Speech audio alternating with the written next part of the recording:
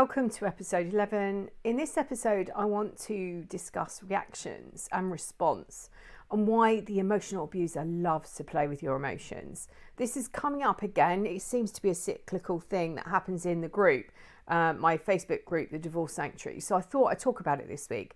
It comes under sort of boundaries and triggers.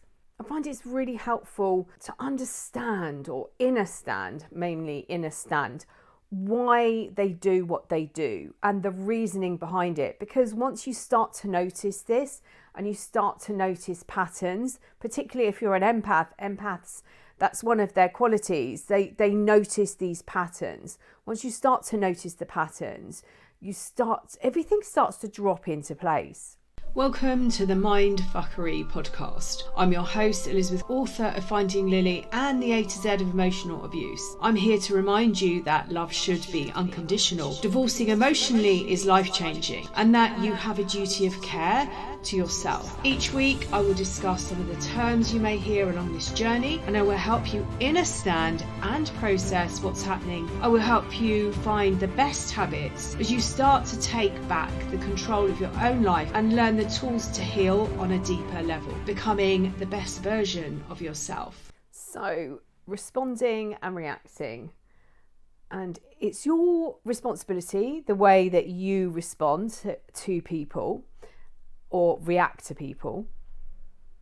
But when you come to emotionally abusive relationships, I think it's really important to understand this process. I didn't actually put either term in my book, but they would come under the cycle of abuse, boundaries, and triggers.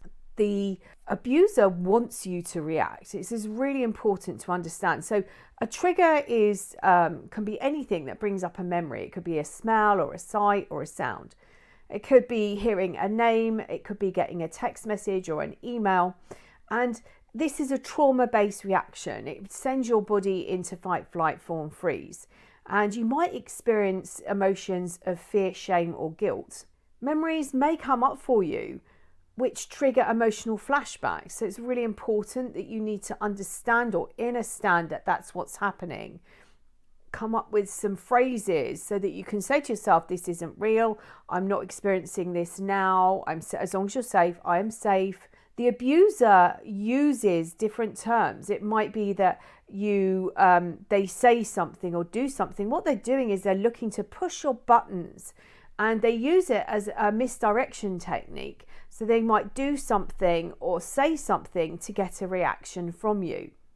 And this is done on purpose.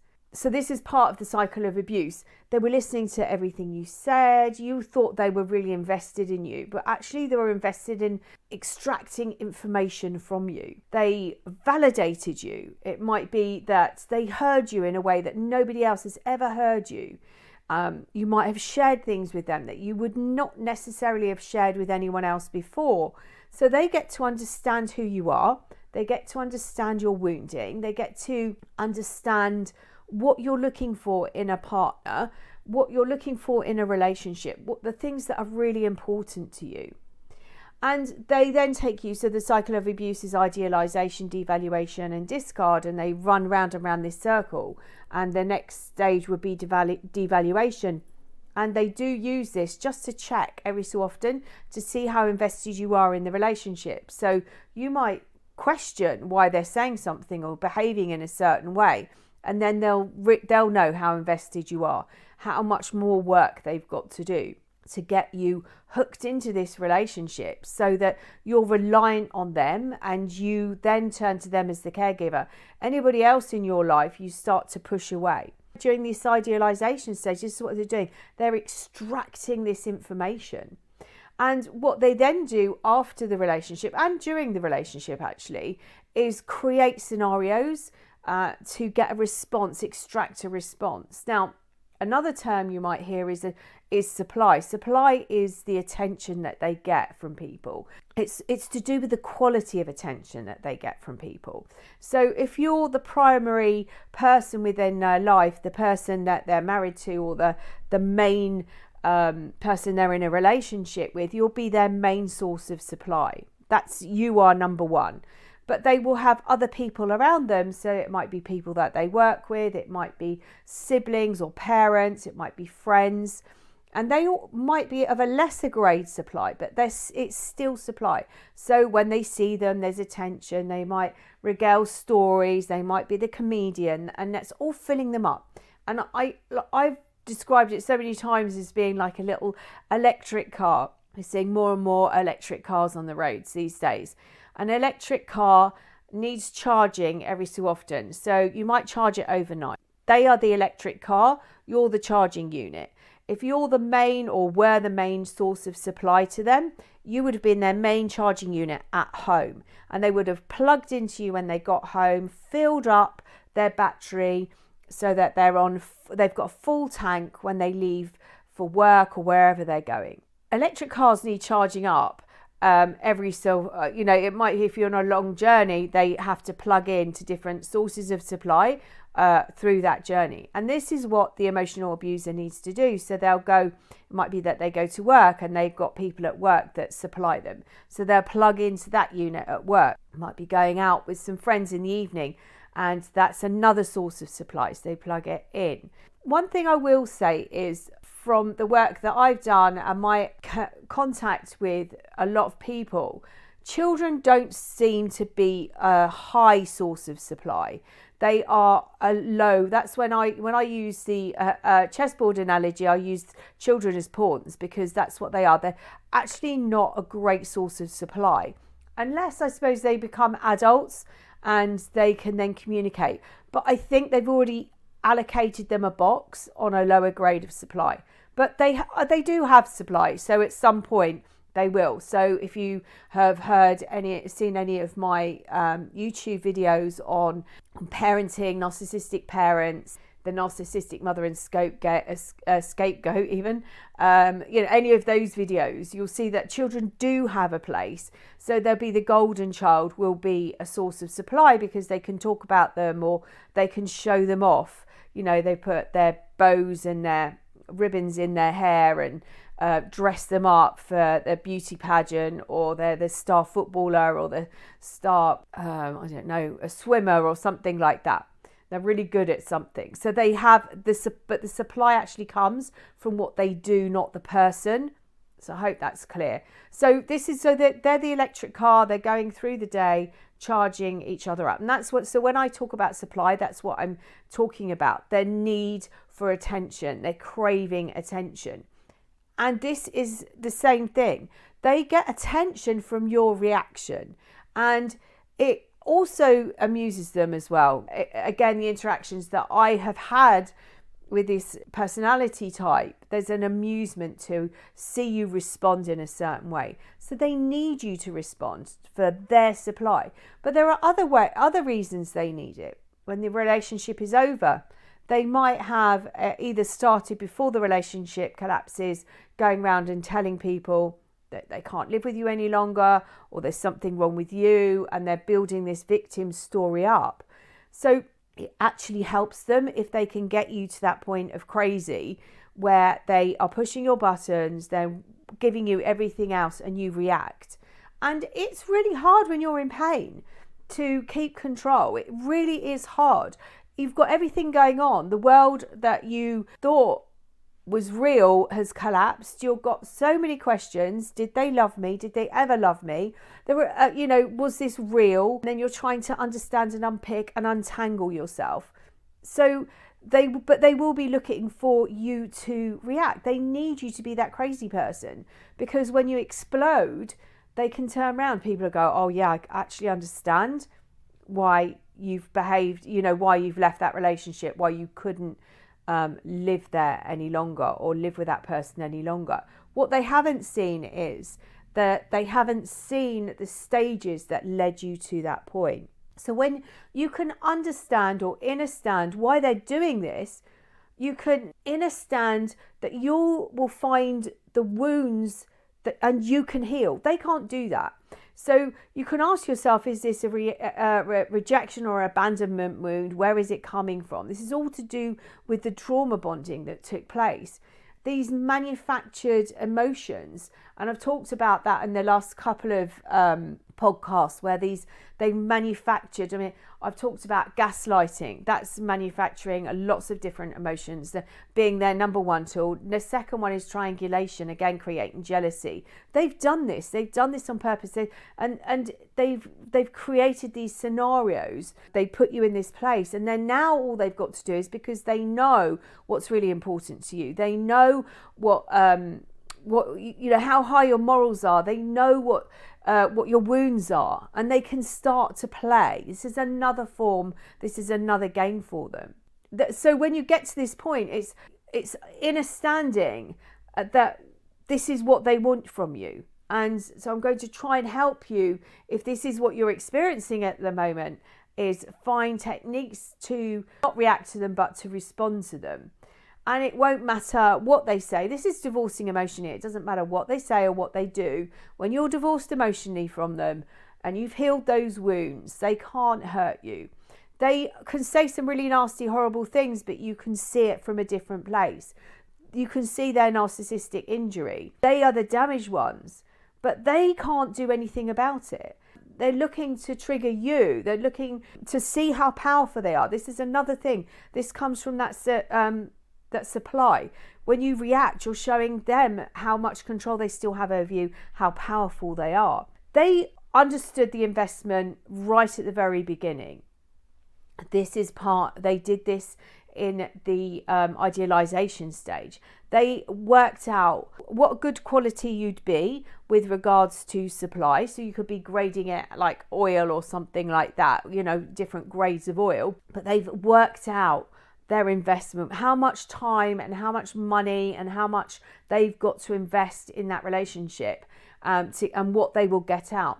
Now, from what I can gather by listening to different YouTube channels and podcasts and things like that, from people who are narcissists, one of them, which is Knowing the Narcissist, who's on YouTube, he actually says that in the beginning, he doesn't see that he sees the person as being whole, and it's the real victim's fault for not fulfilling the needs of the narcissist. So when he gets in a relationship, he actually sees them as like, this is the one and they're brilliant. I'm put them on the pedestal and they're never going to let me down. And yet they do, because the expectation is that you've got everything in you to give, and you don't need to replenish your energy supply for yourself.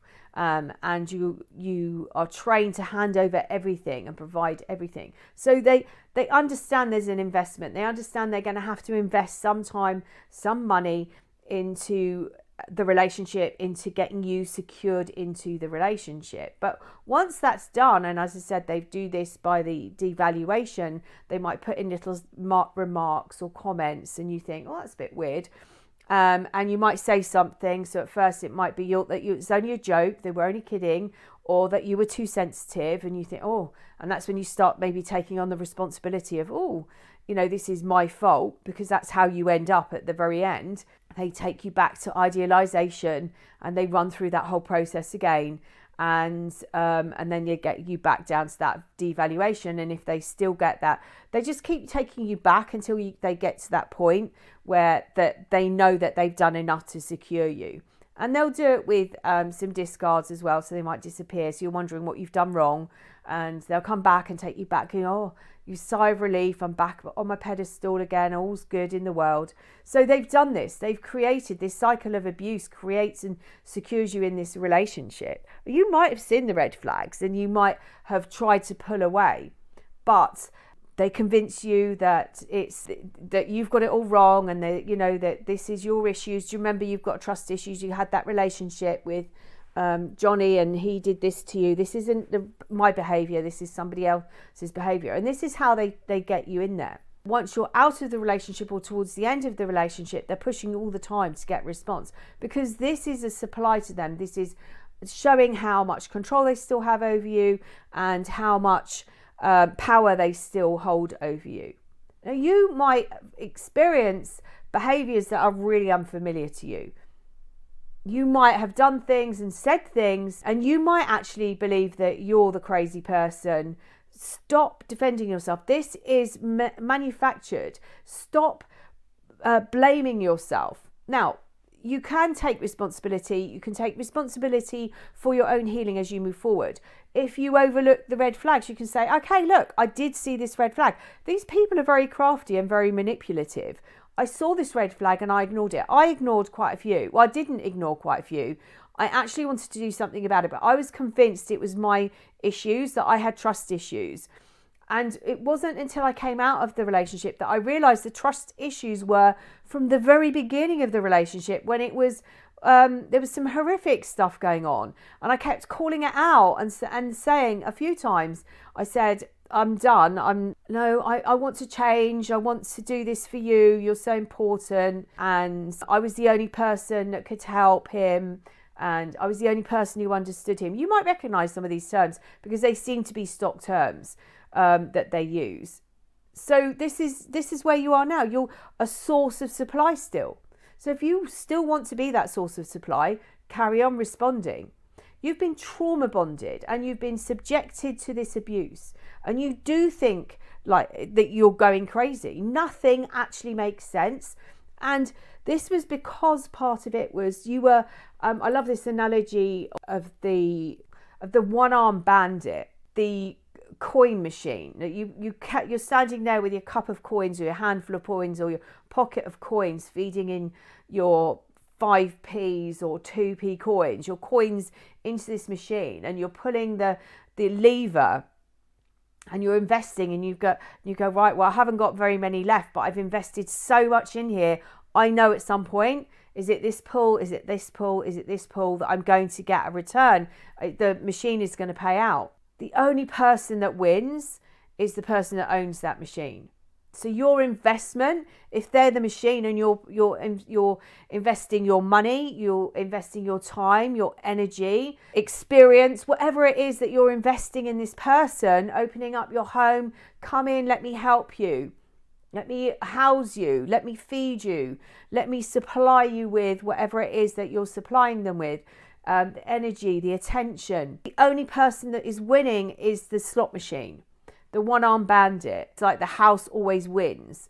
And it's the same here. They will always win. They walk away and you're left picking up the pieces. You've experienced something absolutely horrific, but they still have this ability to play afterwards. If you're going through divorce, that's why I set up the divorce sanctuary. It's based on, I started to do my healing and then I went into the divorce process, and it was another game entirely. And I was being manipulated, not just by my ex, but by the people that were doing the divorce as well. Find some of the communication. There's a reaction that happens. So you might say something that you don't want to say, or behave in a way that you don't want to behave. This has been manufactured. These emotions are manufactured. They were designed for you to go crazy. This is a game. You weren't given the rules. They're changed at a moment's notice. Everything that goes on is made for you to question yourself. It was designed for you to hand over your power. And you might have experienced this behavior growing up. A lot of people coming out of these relationships that I work with will do the original wound work. That's what it's about. It's about, this, people will say, why didn't you leave earlier? Did you not see it was going on? And a lot of people can't see it's going on because it's familiar behavior. They've experienced it in some form growing up, whether that was with a caregiver or with a parent. There was some form of abuse that happened, emotional abuse that happened, or a controlling that was going on in their lives, that this felt familiar. And your reactions are going to be, if you're triggered, you're going to fight or flight. This is where you make decisions to survive. These aren't ones that you plot through and you go, oh, if I do this, if I do that. It's automatic. These are automatic life-saving decisions. You don't stand there, or the caveman didn't stand there and work out the size of the tiger, the threat, how far it was away, and whether it could run. It's all done in split seconds. Fawning is the same. It's a way of protecting yourself. But this is done as a sensory thing, and you might fawn because it was when you might have experienced it walking on eggshells, or you can sense that a child's going to say something and the narcissistic rage is going to explode, or that somebody's going to make a comment and you know that is going to trigger the abuser into having a narcissistic rage. So this fawning is where you sense something's going on and you're frightened of them being upset, so you start maybe calming words or slowing things down. And another stress response is freezing, where you can't move, there's nothing going on, you stop dead. It's actually quite horrific, it's horrible. So what can you do when you start to inner stand? And this is the whole point when I do anything. A lot of my stuff on my YouTube channel is exactly the same. I want to give you the tools, the best ways to go in, get these wounds and drag them out of you. They're like little verrucas. You know, verruca is a virus, and if you don't get the root and the whole root out, if you pull it and you've left a little bit of that root left over, it stays and waits and lays dormant to be triggered again. And this is the same with these wounds. You need to get to the original wound where it all started. But I give you the tools to help you, to get you through rumination. When you're questioning, going over and over that dark place, this is all my fault. A lot of this stuff is coming out of your head and being really present in your body, because your body, you perceive and see things in a different way than your brain has been trained to override a lot of this stuff. It's, you've been told that their love, which was actually abuse. So when they're abusing you, you're saying, but this is my love. I love you. This is what I'm doing. What you've experienced before is not love. This is, I love you. Look how I treat you. And you go searching in your memory bank, your filing cabinet of memories. You go searching for the day he bought you flowers, or the day she took you out for a meal, or the trip he took you on, or the day she took you out to wherever you went, or the picnic on the beach or park, or that concert you went. And you go, oh yeah, they did love me. Look, I've got the proof. He did. She did. They did love me. But in between that, you've got abuse going on, because this is part of the cycle. The idealisation, devaluation, discard. The discards are there and to make you crave them, make you wonder what you've done wrong. What did I do? How have I got to this point? And they come back and they put you back into that idealisation stage, back on the pedestal. And you think, oh, it's safe here. But that time on the pedestal gets shorter and shorter and shorter, and you're having to work harder and harder and harder to get back there.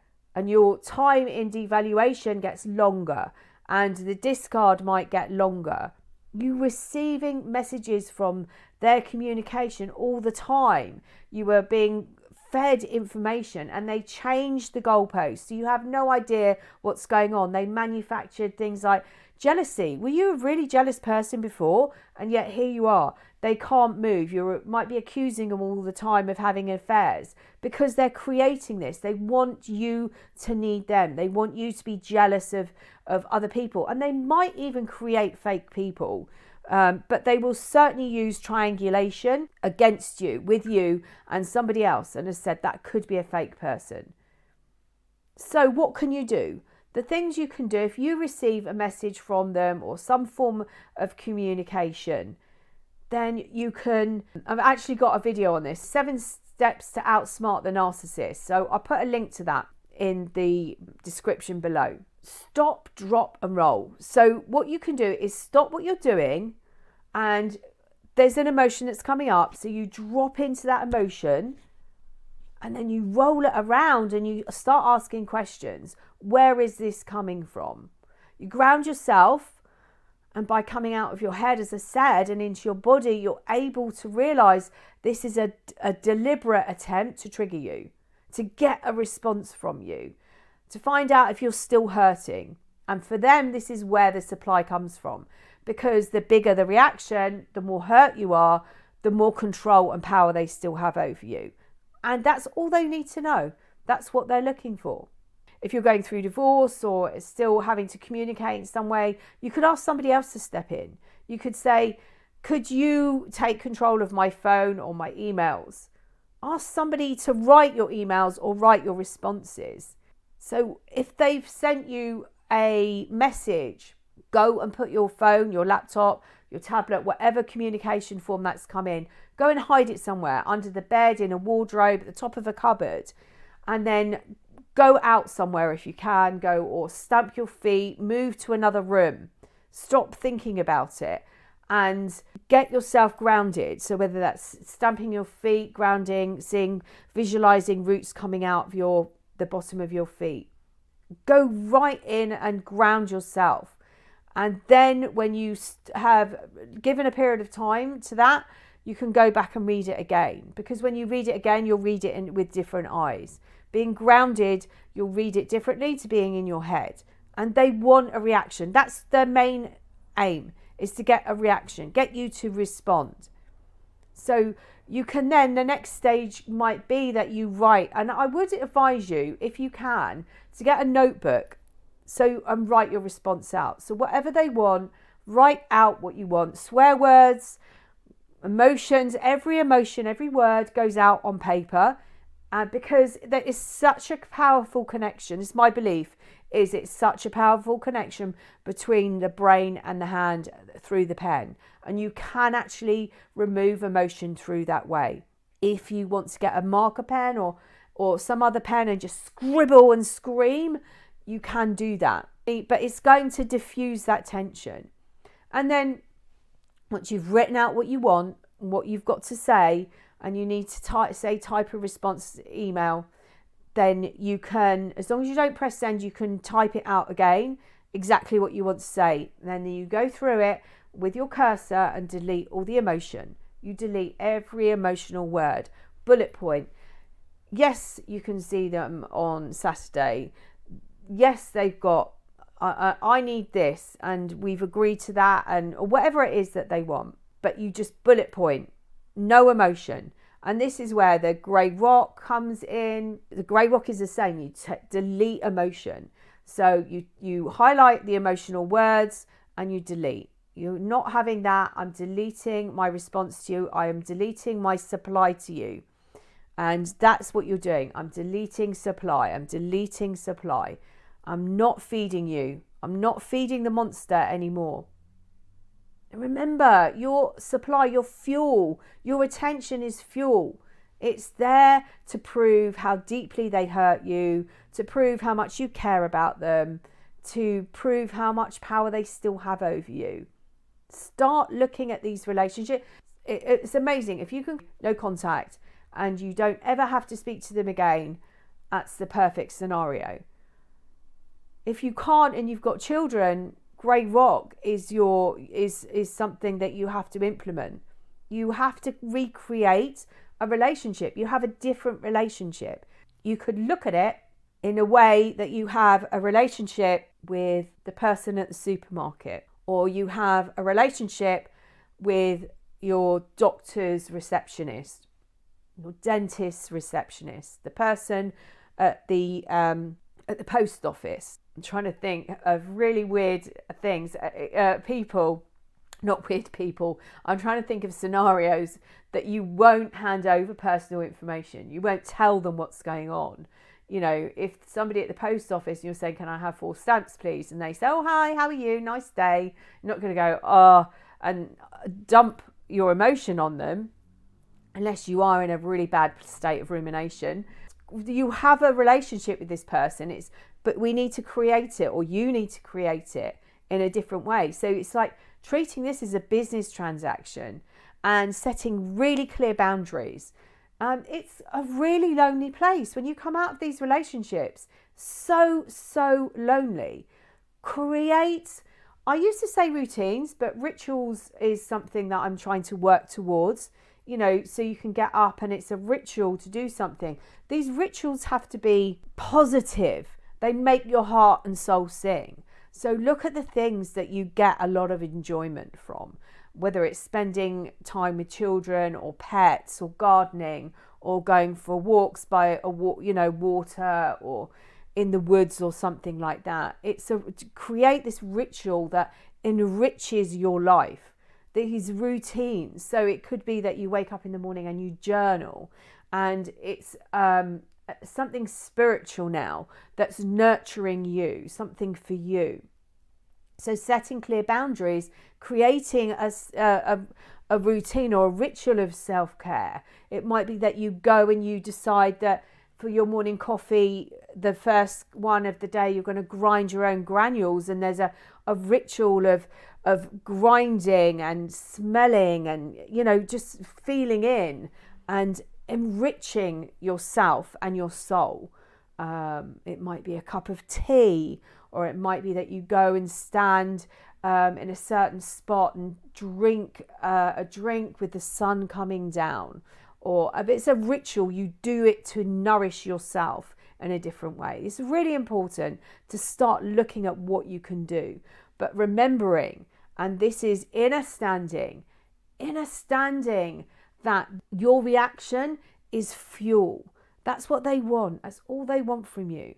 They're not interested in how you are. They're interested in how you're going to react. So we need to start looking at ways of responding to them and only giving them the limited information. And you can highlight and delete emotion, highlight and delete emotion. And you can come up with a little saying, I'm not supplying you anymore. Go and find your source of supply from somebody else, or whatever it is. But start looking at ways and who can help you. So if you get those triggering emails, please move whatever it is away from you and step away before you tell them what you want to tell them. What they've done to you. You've hurt me so badly. I've invested my money. I've invested my time. I've invested my life into you. These are, time that you're not going to get back. But you can now recreate by deleting them from your life and deleting the emotion that you've got and healing those wounds. You can create an amazing life. People say, oh, but I'm in my 60s, I'm in my 70s. You can still create a beautiful life on your terms. I hope you found this useful. Sending you loads and loads of love until next time.